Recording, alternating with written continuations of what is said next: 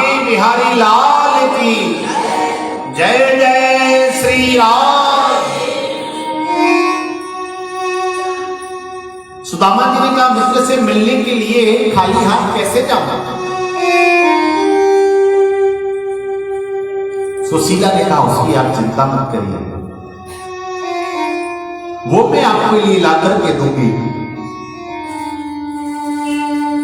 या चित्वा चतुरो मुष्टि विप्रान् पृथक् दुलान् चैलखण्डेन तान् बद्ध्वा मध्ये प्रादादुपायनम्।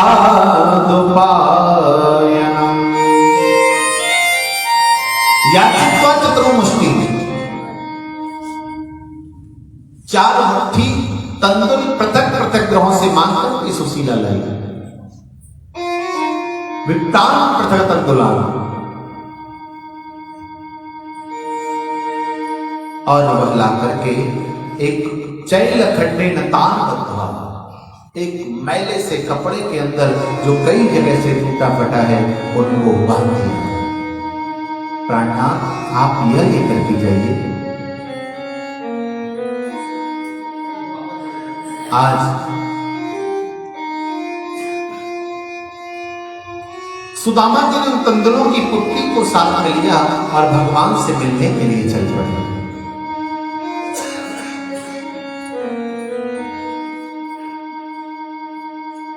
आज जैसे ही सुदामा जी आगे बढ़ने लगे, ठाकुर जी वहां सावधान हो गए कि मेरा मित्र मुझसे मिलने के लिए आ रहा है।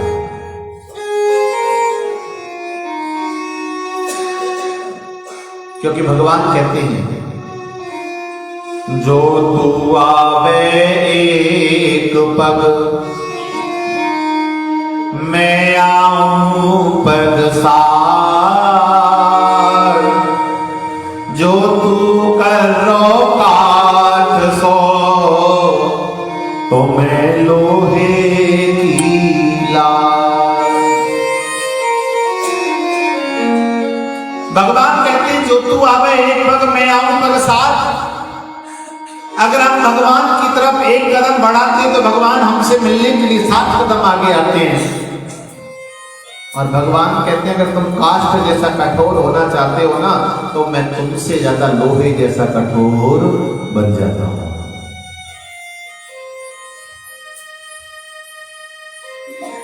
आज सुदामा जी धीरे धीरे भगवान से मिलने के लिए निकल रहे हैं और नदी के पावन तट पर पहुंच गए। और नदी में नाविक इस समय नहीं है क्योंकि संध्या हो चुकी है।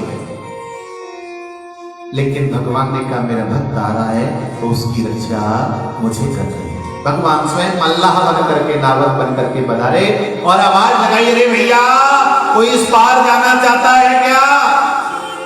अब जैसे ही सुदामा जी ने आवाज सुनी एकदम से, और जो एकदम से मंद गति हो गई थी चलने की, एकदम से स्फूर्ति आई और एकदम से जल्दी जल्दी लाठी को टेकते हुए आगे बढ़ने लगे। अरे भैया तनिक ठहर जाना, मुझे भी उस पार जाना है, आओ आओ जल्दी से आओ। सुदामा जी बैठने लगे। उसी समय भगवान ने कहा सुनो, संध्या का समय बैठ तो रहे, कुछ मुद्रा मुद्रा है नाम उस तरफ तो वहीं ताना कुछ तो चाहिए।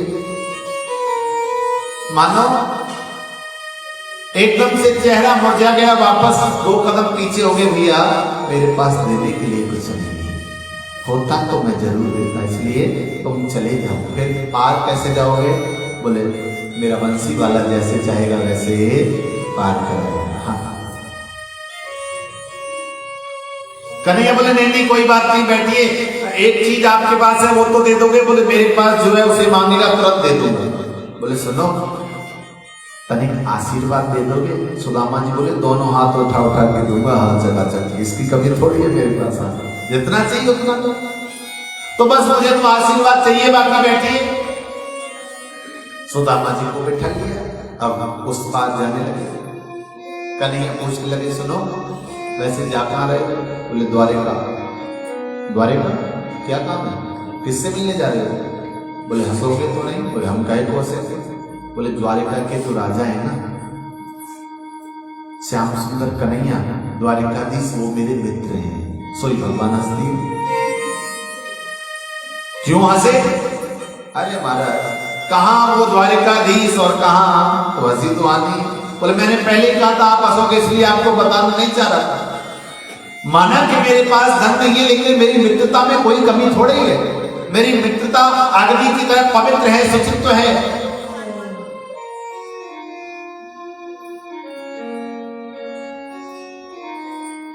कन्हैया बोले हाँ हाँ वो तो है, वो तो आपके भाव से दिखाई दे रहा है। आज भाव से बैठ करके सुदामा जी बोले सुनो, मुझे भजन करने दो, तुम भी भजन करो है, और मुझे उस पार उतार दो, मुझे ज्यादा इधर उधर की बातें मत करो। हाँ आज सुदामा जी मस्ती में मस्त होकर के चले जा रहे हैं। कन्हैया ले चल परली पार, जहां विराजे राधा रानी, अलबेली सरकार, सवरिया ले चल परली पार, सवरिया ले चल परली पार, कन्हैया ले चल परली पार,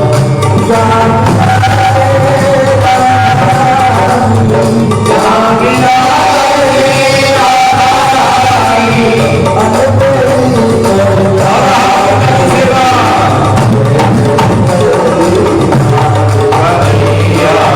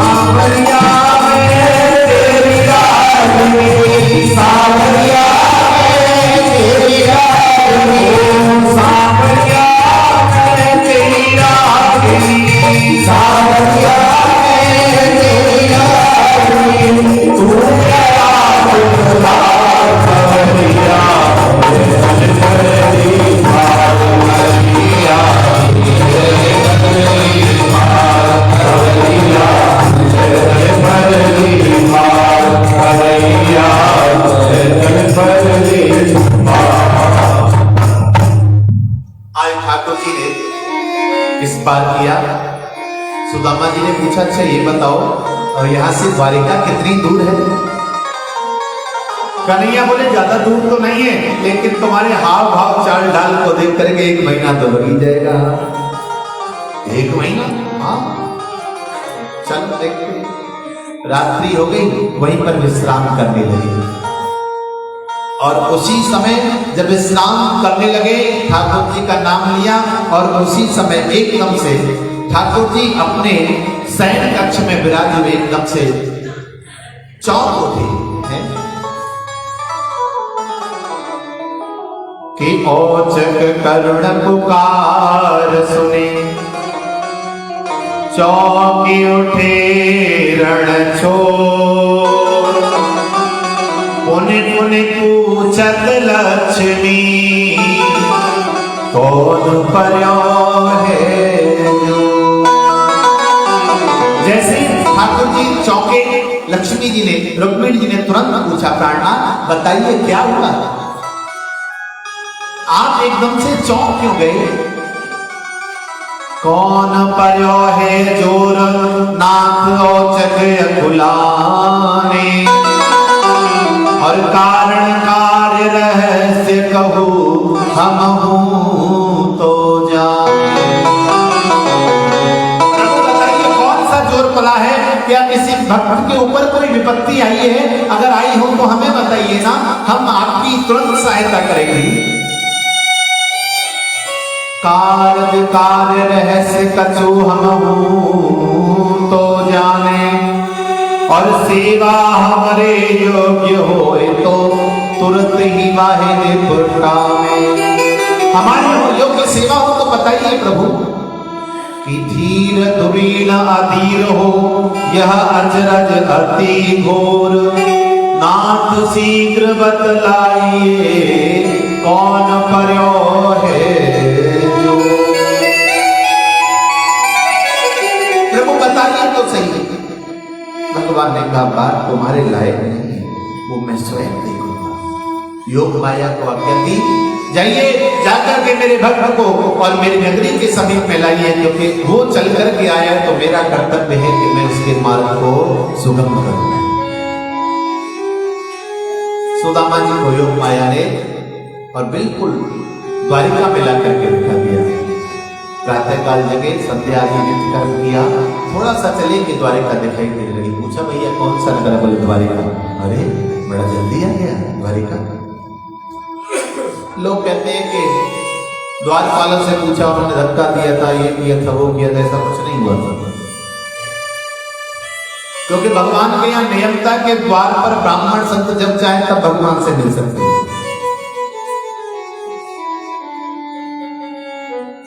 आज सुदामा जी जब पहुंचे तो द्वारपाल ने इतना कहा, प्रभु आप मिल सकते हैं, लेकिन अभी इस समय भगवान प्रसादी के बाद विश्राम में है, आप तनिक देर ठहरिए। ठाकुर जी जैसे ही विश्राम से जागेंगे हम आपको तुरंत मिलाएंगे।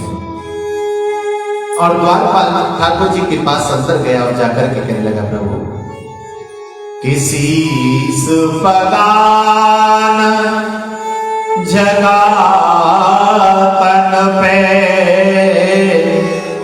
प्रभु जाने को आहे बसो के ही ग्रामा, कि धोती फटी सी लटी दुपटी, और पान की नहीं सामा, कि द्वार खड़ा द्विज दुर्बल देखी, रयो चकिसो वसुधा विरामा,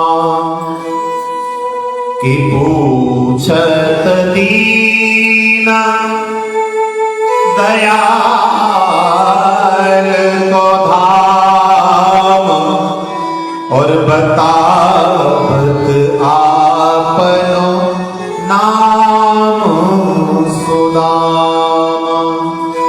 जैसे ही सुदामा 3 शब्द सुने ठाकुर जी ने कहा यह सबसे पहले क्यों नहीं सुनाया, और सुनते ही ठाकुर जी जिस अवस्था में से उसी में दौड़ पड़े। पाँव में पादुका नहीं है, सिर पर मुकुट नहीं है। आज सभी मंत्रीगण परेशान है, भगवान ऐसा कौन मिलने आ गया, तो तुरंत उसी क्षण दौड़ पड़े। ठाकुर जी मिलने के लिए दौड़ पड़े हैं, सुदामा जी से मिलने के लिए, और धीरे धीरे आगे बढ़ते जा रहे हैं। पीछे पीछे उद्धव आदि मंत्रीगण दौड़े जा रहे हैं, उनके पीछे पटरानियां दौड़ी जा रही हैं कि शायद सुदामा मिलने के लिए आ गया है।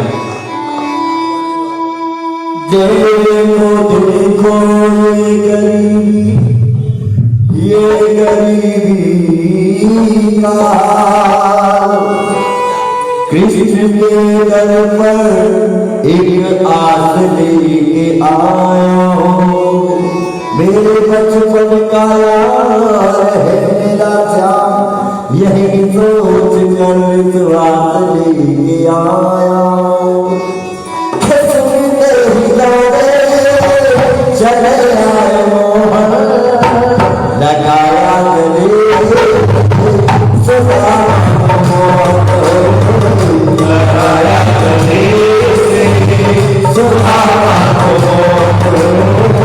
लगाया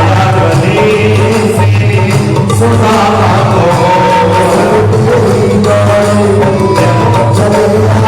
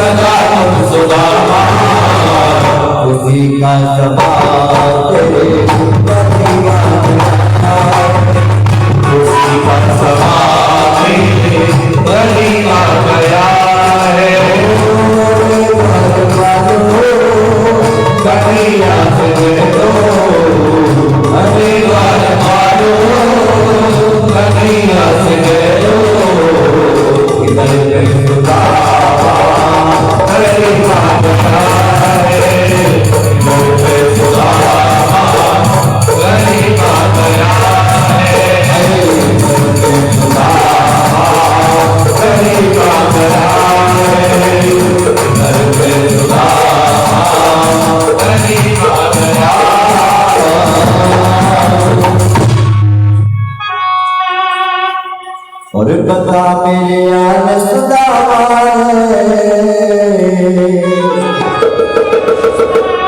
बता मेरे यार सुदामा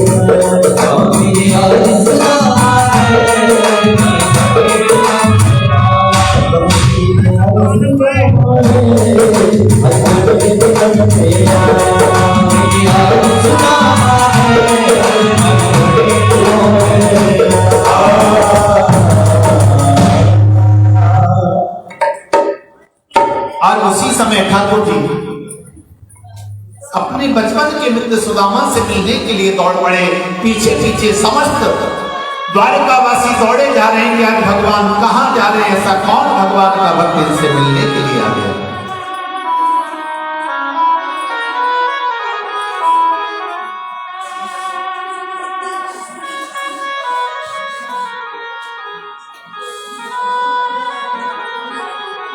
आज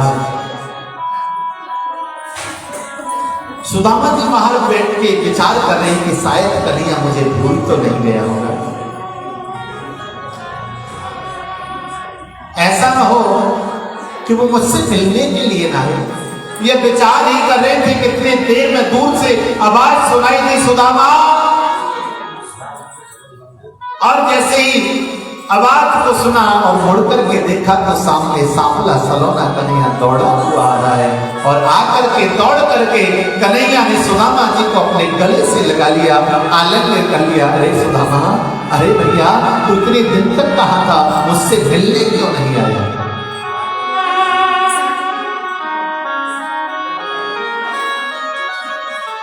आज सुदामा जी का हृदय भराया। मैं जिस कन्हैया के लिए मन में सोच रहा था कि वो आएगा ना आएगा, वह तो सच में मुझसे मिलने आ गया। आज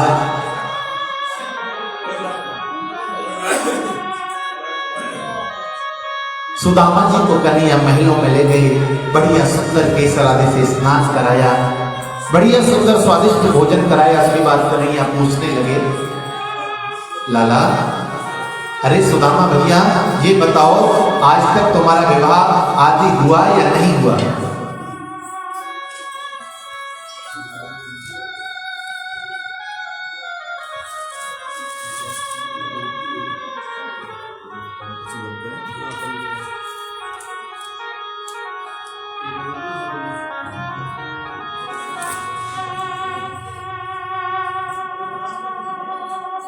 बोले गोविंद भगवान की जय हो।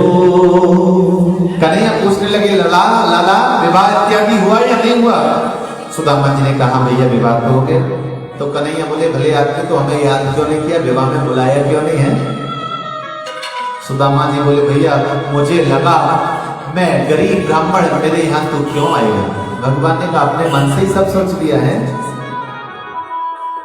अरे पहले निमंत्रण तो दिया होता, निमंत्रण देना तुम्हारा काम था, आना ना आना ये तो मेरा काम था। एक बार बुलाया तो होता। सुदामा जी बोले, चलो अब जो हो ना जाना था वो तो हो गया। अब सुदामा जी बोले, अच्छा ये बताओ कि तुमने कोई विवाह इत्यादि किया या आज तक ऐसे ही घूम रहे हो? कन्हैया बोले, सुनो, ये जितनी दिखाई दे रही है ना, हाँ, सब अपनी है यहाँ, कोई बाहर की नहीं है यहाँ पे। हाँ, अच्छा लगा, तूने इतने विवाह कर दिए? बोले हाँ। तो कन्हैया ने कहा, तो ठाकुर जी कहने लगे, इतनी सब जितनी दिखाई दे रही सब अपनी यही। उसी समय सुदामा जी ने कहा, अरे भैया एक बात बता, हमने एक ब्याह में ना बुलाया तो उल्हानो दे रहे हो। अरे तूने कहा एक आदमी बुला ले, हो तो भले आदमी है, हम तो वही से प्रसन्न हो जाते।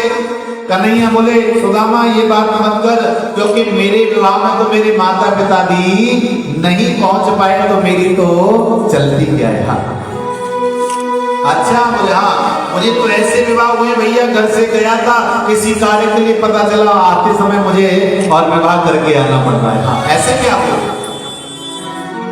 कन्हैया बोले, एक बात बता भैया, भाभी ने कछु भिजवाया तो होगा? सुदामा जी बोले, कछु ना भिजवाए? बोले, ऐसा है ही नहीं, मेरी सुशीला भाभी कछु ना भिजवाए, ऐसा ना है सके। कछु तो भिजवाए होगा, जरूर भिजवाए होगा।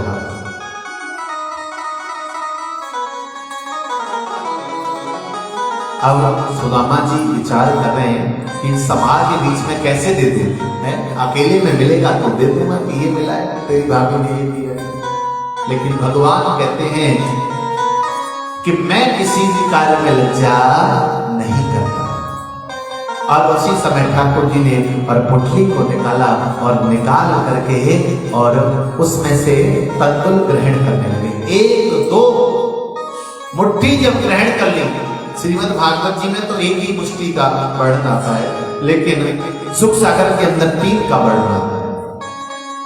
जब 2 मुट्ठियां ग्रहण कर ली तो उसी समय आकर के रुक्मिणी जी ने हाथ पकड़ लिया। अरे महाराज, 2 मुट्ठियों में 2 लोग दे दिए, तीसरा देकर के खुद क्या जंगल में बसोगे हैं? अपने लिए तो कुछ रख लो। भगवान ने कहा, ये बात मुझे अच्छी नहीं लगी। क्यों? विप्र प्रसादा धरणी धरो हम, विप्र प्रसादा कमला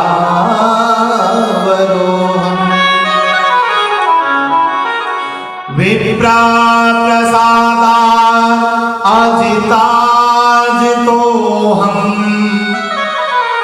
विप्र प्रसादा मम राम नाम। भगवान कहने लगे विप्रा प्रसादात कमला बरोहम। अरे रुक्मिणी जी, आज जो तुम मेरे समीप में आई हो, मेरी पटरानी बनकर के बैठी हो ना, तो ये भी ब्राह्मण की कृपा का ही प्रभाव है। अगर वो ब्राह्मण देवता समय रहते पत्रिका लेकर के मेरे पास ना आते, तो आज तुम मेरे पास नहीं शिशुपाल के पास होती। विप्रा प्रसादात धरणी धरोहम। और वास्तव में ब्राह्मणों के आशीर्वाद से ही मैंने समस्त भूमंडल के राज्य को स्थापित कर रखा है। विप्रा प्रसादात अजिता अजितोहम है। इन ब्राह्मणों के संतों के आशीर्वाद से जिसे जीतना मुश्किल है, उसके ऊपर भी मैं विजय प्राप्त कर लेता हूँ। विप्रा प्रसादात मम राम नाम। और सच में पूछ रही है तो इन ब्राह्मणों के द्वारा ही जो मेरे नाम का गायन का किया जाता है, उसी के माध्यम से दुनिया मुझे पहचानती है। आज एक ब्राह्मण ने जिसने तुम्हारी सहायता की, आज तुमने उसी ब्राह्मण को देने में मेरा हाथ पकड़ लिया। बंधुओं ध्यान देना, दुनिया में आप किसी से भी मांग लो, कोई भी अपने से ज्यादा नहीं दे सकता। किसी से भी मांगो, कोई क्या देगा, कितना देगा, लेकिन प्यारे उस परमात्मा से मांगोगे तो वो इतना देगा कि आप समझ भी नहीं पाओगे कि सब उसने दिया है। अगर हाथ पसारना ही पड़ा तो फिर उस ठाकुर के सामने पसारिए ना। जो देते समय ये नहीं सोचता कि मुझे इतना देना है। दुनिया का व्यक्ति जरूर सोचेगा, लेकिन मेरा गोविंद कभी नहीं सोचता। बस जब करुणा प्रकट होती है, जब भाव प्रकट होता है, तो उन्हें भक्त का भाव दिखाई देता है। वो क्या दे रही है बिल्कुल भी दिखाई नहीं देता।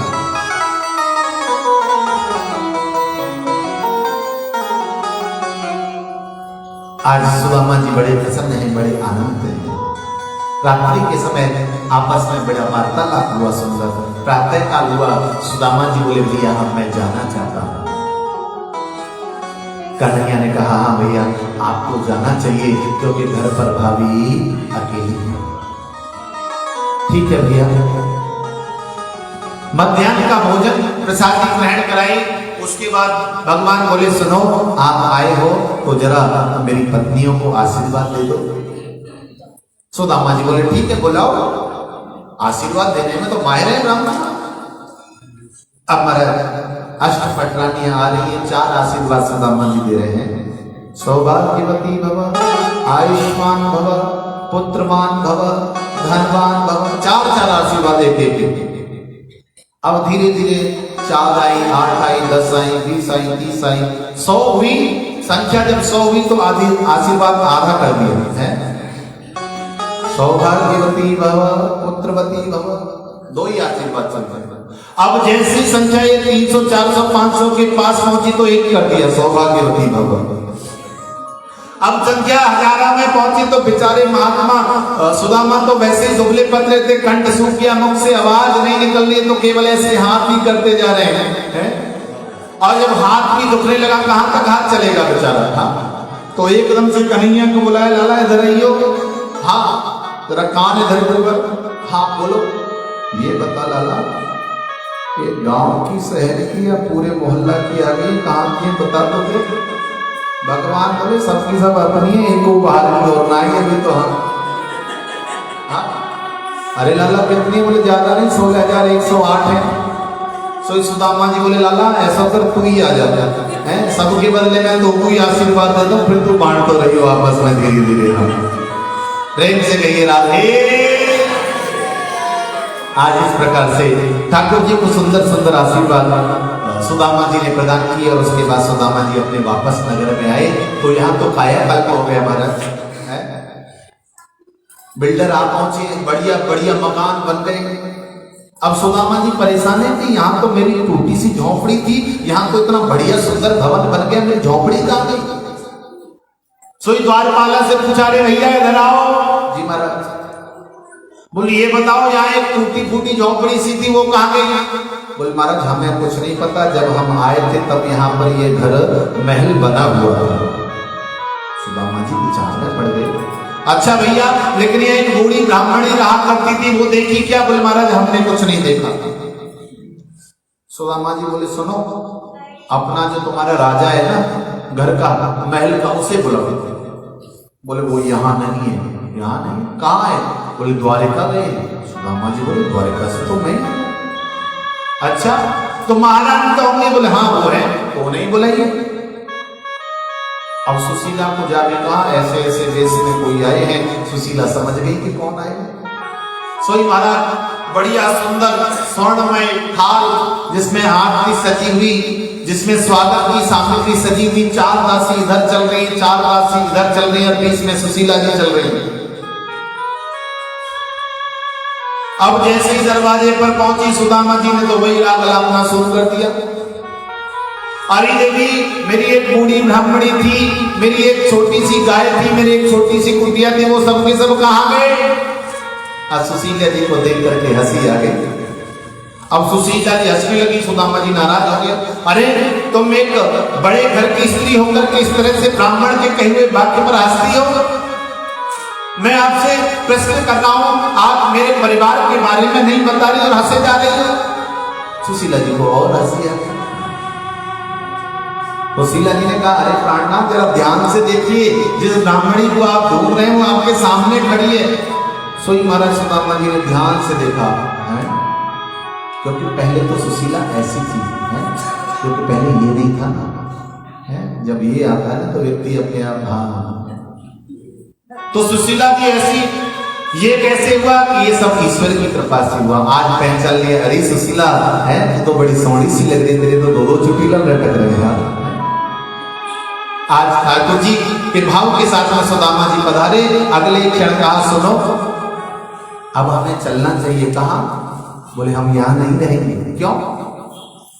सुदामा जी ने कहा तू नहीं जानती, वो छलिया इतना छलिया है कि मैं जानता हूं। वो चाहता है कि कोई मेरी माया में पड़ करके रह जाए, मुझ तक नहीं पहुंच पाए, इसलिए उसने इस माया का प्रवाह रचा है ताकि हम इसी में उलझ करके रह जाए।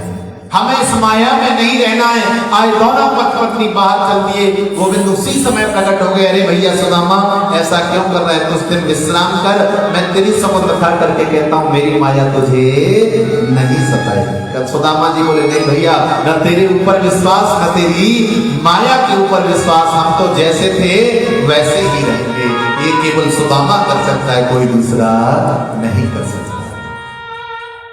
आगे और भी बहुत सी सुंदर लीलाएं हुई। एकादश स्कंद का प्रारंभ हुआ।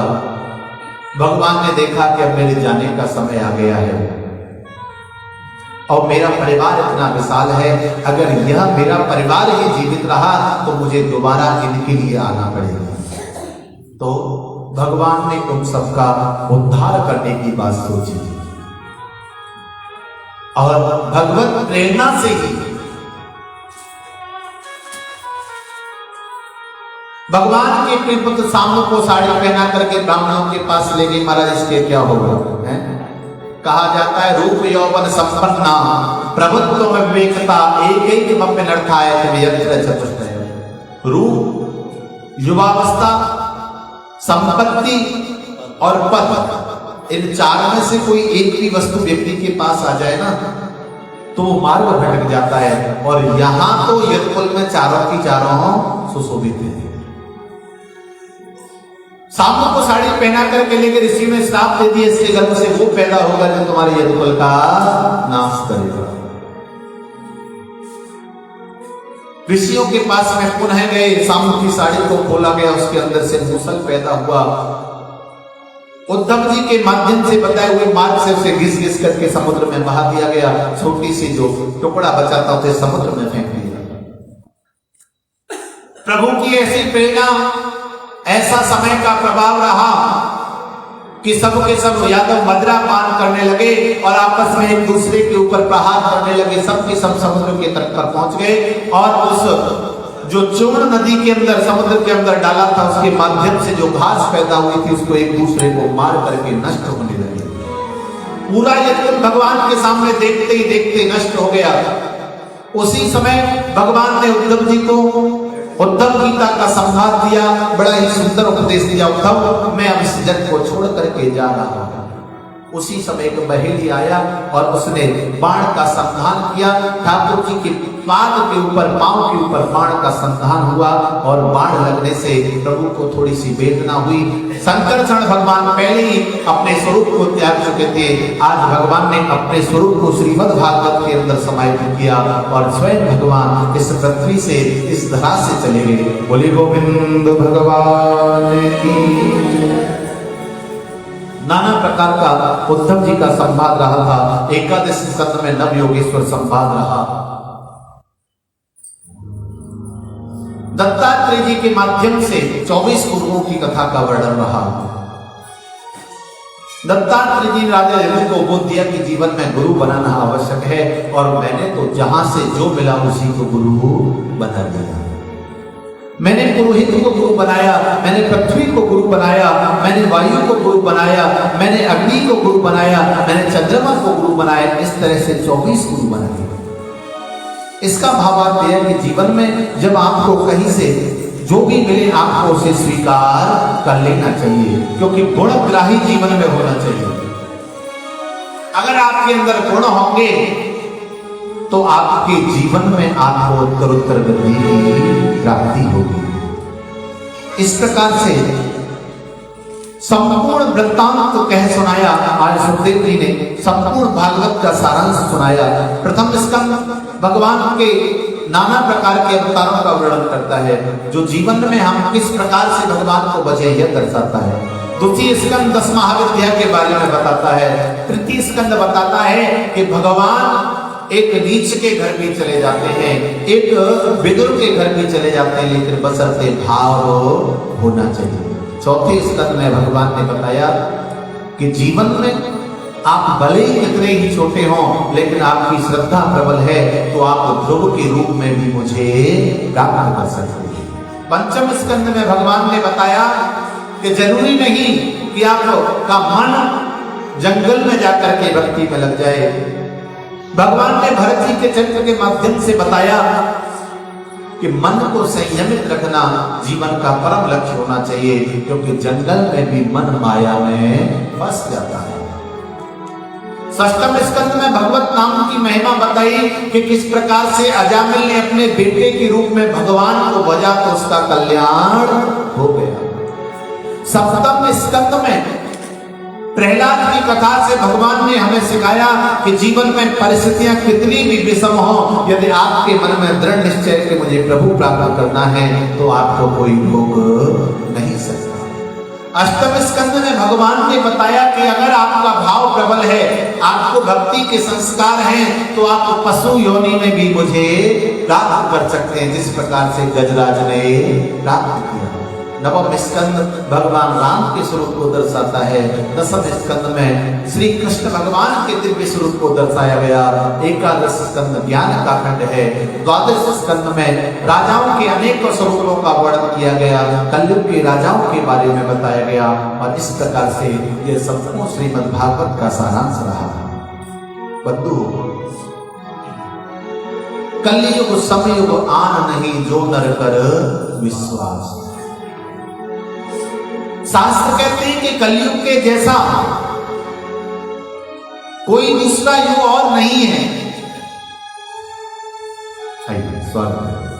क्योंकि हमारे शास्त्र कहते हैं कि सतयुग के अंदर जो हजारों वर्ष समाधि में रहने के बाद जो फल मिलता था, वह त्रेता युग में बड़े बड़े यज्ञादि कर्म करने से मिलता था, और वही सुपुण्य फल इस द्वापर के अंदर कर्म कांड करने में से मिलता है, और कलयुग के अंदर वही सबका सब पुण्य फल केवल और केवल भगवत नाम के स्मरण करने मात्र से मिलता है, भगवान के संकीर्तन मात्र से मिलता है। इसलिए शास्त्रों में कहा गया कलौ केशव कीर्तना। केवल और केवल कलयुग में कोई महिमा है तो भगवत नाम के संकीर्तन की महिमा है। आप जितना संकीर्तन करेंगे उतना ही आप ईश्वर के समीप रहेंगे। कलयुग केवल नाम आधारा, कलयुग केवल नाम आधारा, कलयुग केवल नाम आधारा,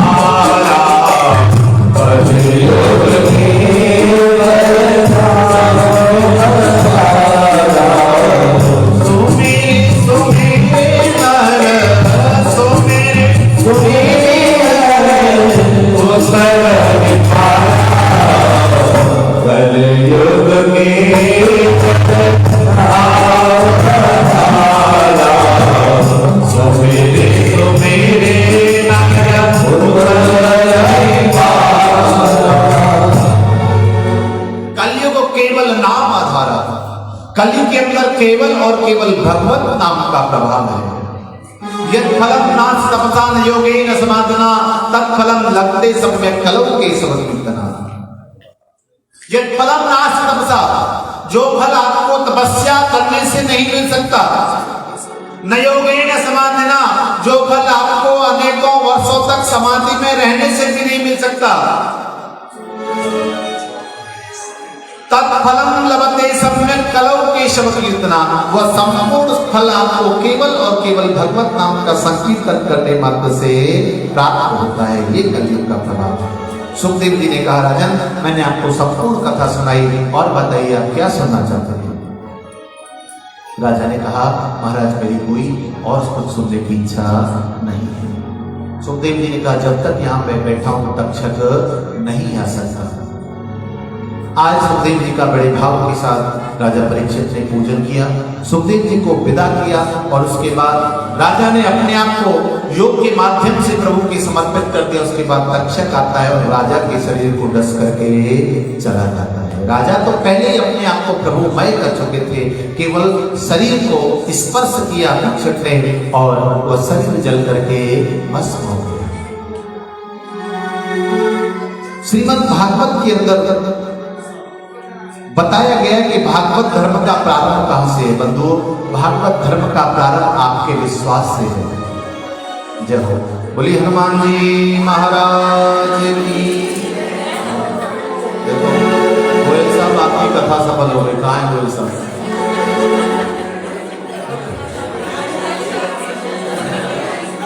बोली बालाजी महाराज की। देखो है बालाजी ने कितनी बढ़िया कृपा की, और कुछ नहीं किया है, आए प्रसाद दिया और चले गए। प्रेम से कही राधे। तो शायद बालाजी हमें ये बताने आए कि कल प्रातःकाल सुंदरकांड भी होना है।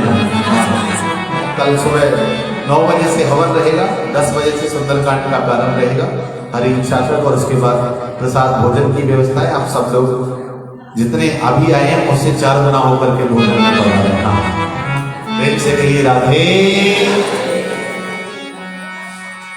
तो भागवत धर्म का जो प्रारंभ है, आरंभ है, वो विश्वास के साथ है।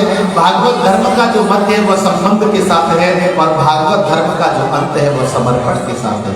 आपका विश्वास प्रबल होगा, आपका संबंध दृढ़ होगा, तो आपका समर्पण भी होगा। जब समर्पण होगा तो प्रभु प्राप्ति हो जाएगी। आज श्री सुख जी महाराज कहते हैं, बंधुवन यह संपूर्ण श्रीमद् भागवत कथा को मैंने आपको श्रवण कराया है। निम्न गान यथा देव नाचतो यथा वैष्णवानम यथा शब्दो पुराणांत था। जिस प्रकार से वैष्णवों में शंभु श्रेष्ठ है, उसी तरह से ग्रंथों में श्रीमद् भागवत ग्रंथ श्रेष्ठ है। इसके दर्शन मात्र से, इसके स्पर्श मात्र से, इसके श्रवण मात्र से जीव का कल्याण होता है। आइए आप सब लोगों ने ये 7 दिन तक बड़े भाव से इस नादान को, इस दास को श्रवण किया है। बंधु, आपने भाव से कथा सुनी है और कथा सुनने के बाद दक्षिणा अवश्य होनी चाहिए। बिना दक्षिणा की कथा सफल नहीं होती। तो कौन कौन दक्षिणा देना चाहिए? 2-3 ही लोग, बाकी सब जो दावत में आए।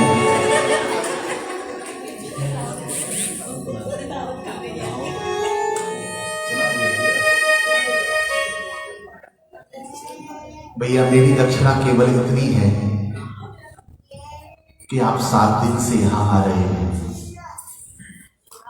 सात दिन में अनेकों बातें आपने सुनी होंगी, अनेकों बातें ऐसी लगी होंगी कि जो जीवन में चरितार्थ करनी चाहिए, उतारनी चाहिए।